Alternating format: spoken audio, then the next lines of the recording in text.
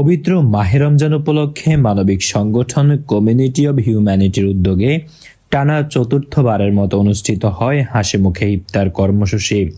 এটি সেবারহাট বাজারে অবস্থিত শেরেবাংলা উচ্চ বিদ্যালয় মাঠে সফলভাবে অনুষ্ঠিত হয়। সেবারহাট কমিউনিটি অব হিউম্যানিটির উদ্যোগে গত 4 বছর ধরেই এখানে ইফতারের আয়োজন হয়।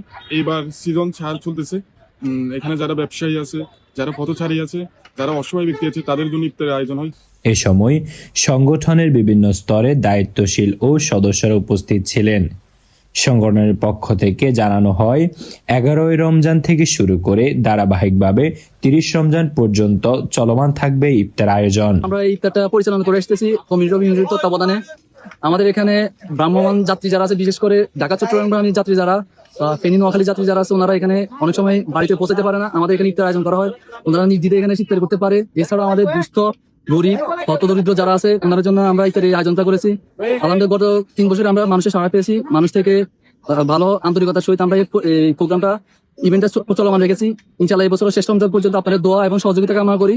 আর আমাদের এখানে কোনো ব্যক্তি স্বার্থ নাই, আমাদের মূল উদ্দেশ্য হলো আল্লাহ সন্তুষ্ট অর্জন। এই উদ্দেশ্যে, মানুষের সেবার উদ্দেশ্যে, মানুষের কল্যাণের উদ্দেশ্যে, রোজাদারের উদ্দেশ্যে আমাদের এই ইফতার ইভেন্ট চলমান থাকবে। সকলের সহযোগিতা কামনা করি। ব্যবসায়ী এবং অনেক খেটে খাওয়া মানুষের একবেলা ইফতারের আয়োজন করা হয়। সকলে এখানে খেয়ে সবার জন্য দোয়া করা হয়। আপনারা যারা পারেন সবাই সহযোগিতার হাত বাড়িয়ে দেন। এই আয়োজনে প্রতিদিন প্রায় 200 জন রোজাদারের মাঝে ইফতার বিতরণ করা হয়।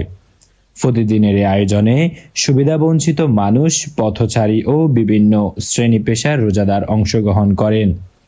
এই মহৎ উদ্যোগ বাস্তবায়নে স্থানীয় ব্যক্তি, ব্যবসায়ী ও প্রবাসীদের আন্তরিক সহযোগিতা বিশেষভাবে উল্লেখযোগ্য।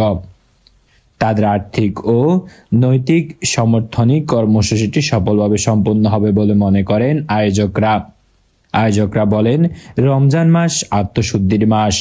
সমাজের অসহায় ও সুবিধাবঞ্চিত মানুষের পাশে দাঁড়িয়ে তাদের মুখে হাসি ফোটানোই আমাদের মূল লক্ষ্য।